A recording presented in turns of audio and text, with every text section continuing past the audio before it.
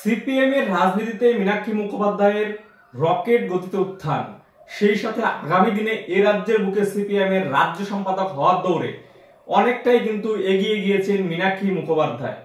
হ্যাঁ বন্ধুরা, কারণ সিপিএম এর যে রাজ্য সম্পাদক, সেই রাজ্য সম্পাদক হতে গেলে কয়েকটি যোগ্যতা থাকা দরকার।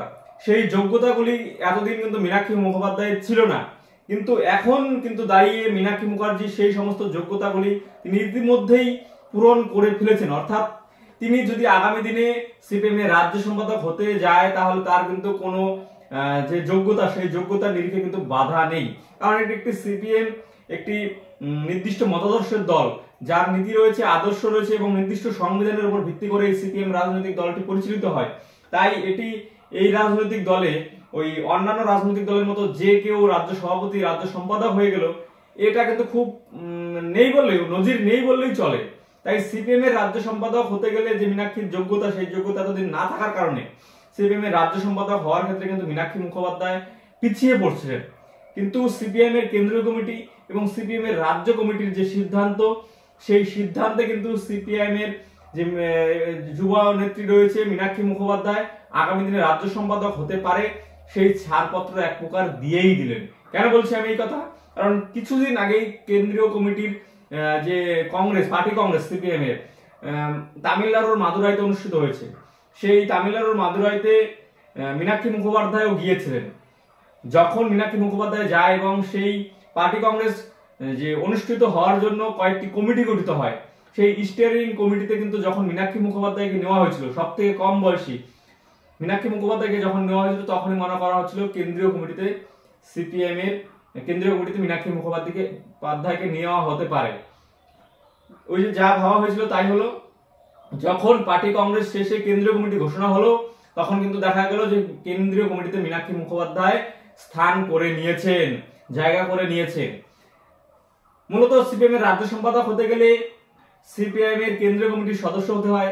মীনাক্ষী মুখোপাধ্যায় কিন্তু এবার পার্টি কংগ্রেসের মধ্য দিয়ে তা পূরণ করে নিলেন। মীনাক্ষী মুখোপাধ্যায় আরেকটি বাধা ছিলেন। কি বাধা ছিল রাজ্য সম্পাদক হওয়ার ক্ষেত্রে?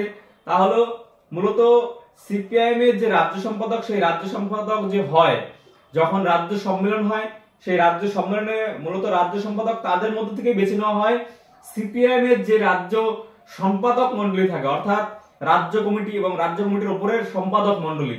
সেই সম্পাদক মন্ডলী থেকে মূলত রাজ্য কমিটির যে সম্পাদক, সেই সম্পাদককে বেছে নেওয়া হয়। সাধারণত এটাই সিপিআইএম করে আসছে।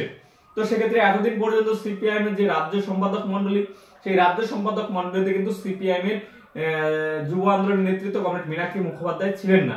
তিনি 2018 সালে রাজ্য কমিটির মেম্বার হয়েছেন, অর্থাৎ রাজ্য কমিটির সদস্য হিসেবে তিনি কাজ করছিলেন সিপিএম এ, কিন্তু তিনি কিন্তু রাজ্য সম্পাদক মন্ডলীর সদস্য ছিলেন না।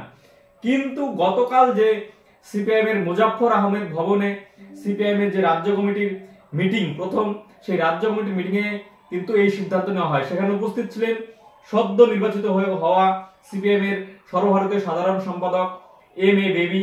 তিনি কিন্তু উপস্থিত ছিলেন এবং তার উপস্থিতিতেই কিন্তু সিপিআইএম কে সেই রাজ্য কমিটির মেম্বার হিসাবে, রাজ্য সম্পাদক মন্ডলীর সদস্য হিসাবে কিন্তু তাকে ঘোষণা করা হয়।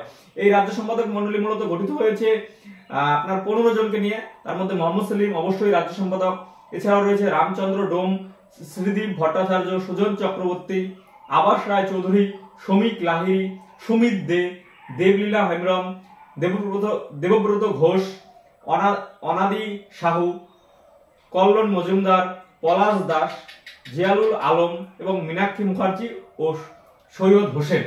এই যে নামগুলো, এর মধ্যে কিন্তু মীনাক্ষী মুখোপাধ্যায় যে নাম, এই নামটি কিন্তু সারা রাজ্য বামপন্থী আন্দোলনের কর্মীদের মধ্যে উৎসাহ জুগিয়েছে এবং কিন্তু আগামী দিনে মীনাক্ষী মুখোপাধ্যায় রাজ্য সম্পাদক হচ্ছেন, এই আশা কিন্তু সকলের মধ্যে একটি তৈরি করেছে। কেন বলছি? কারণ রাজ্য সম্পাদক হওয়ার ক্ষেত্রে সিপিএম এর যে নিয়ম, সেই নিয়মের মধ্যে কিন্তু নিয়মের গেরোয় কিন্তু রাজ্য সম্পাদক হওয়ার দৌড় থেকে পিছিয়ে পড়ছিলেন এতদিন মীনাক্ষী মুখোপাধ্যায়। সেই কিন্তু জায়গায় এখন পূরণ করলেন সমস্ত দিক দিয়ে সিপিএম এর রাজ্য কমিটির সদস্য মীনাক্ষী মুখোপাধ্যায়, রাজ্য সম্পাদক মন্ডলীর সদস্য মীনাক্ষী মুখোপাধ্যায় এবং কেন্দ্রীয় কমিটির সদস্য হয়ে গিয়েছে মীনাক্ষী মুখোপাধ্যায়। এতে কিন্তু সিপিএম এর কিন্তু সব থেকে জায়গাকে বলা হচ্ছিল যে সব থেকে কম বয়সীতে কিন্তু এই সিপিএম এর রাজ্য কমিটিতে উত্থান হয়েছে মীনাক্ষী মুখোপাধ্যায়। এই মীনাক্ষী মুখোপাধ্যায় যদি আমরা কিছু জীবন দেখি, তার যে জীবন সংগ্রাম, রাজনীতিতে সংগ্রাম, তাতে কিন্তু আমরা যদি দেখি তিনি কিন্তু মূলত তিনি আসানসোলে তার হলো আসানসোলের যে কুলটি পশ্চিম বর্ধমানের, সেই পশ্চিম বর্ধমানের কুলটিতে তার জন্ম। এছাড়াও যদি আমরা দেখি তিনি মাস্টার্স কমপ্লিট করেছেন বর্ধমান বিশ্ববিদ্যালয় থেকে, রাষ্ট্রবিজ্ঞানে তিনি মাস্টার্স কমপ্লিট করেছেন। এছাড়াও যদি আমরা দেখি ডিএফআই তিনি যোগদান করেন কিন্তু সদস্য হন 2008 সালে। এরপর তার জার্নি শুরু হয় 2008 সালের পর থেকে তিনি একের পর এক আন্দোলনের মধ্য দিয়ে কিন্তু সিপিএম এর যে মেইন স্ট্রিম রাজনীতি, সেই মেইন স্ট্রিম রাজনীতিতে তিনি কিন্তু প্রবেশ করে, যার ফলস্বরূপ 2018 সালে তিনি রাজ্য কমিটির সদস্য হন এবং 2025 সালে দাঁড়িয়ে গতকাল তিনি কিন্তু সিপিএম এর রাজ্য সম্পাদক মন্ডলীর সদস্য হন। অর্থাৎ এই রাজ্যের বুকে যে 15 জন মিলে সিপিএম চালাবে তার মধ্যে একজন মীনাক্ষী মুখোপাধ্যায়, এবং এই দেশ যারা চালাবে সিপিএম তাদের মধ্যে একজন মীনাক্ষী মুখোপাধ্যায়। অর্থাৎ সমস্ত ক্রাইটেরিয়া কিন্তু মীনাক্ষী মুখোপাধ্যায় পূরণ করে ফেলেছেন।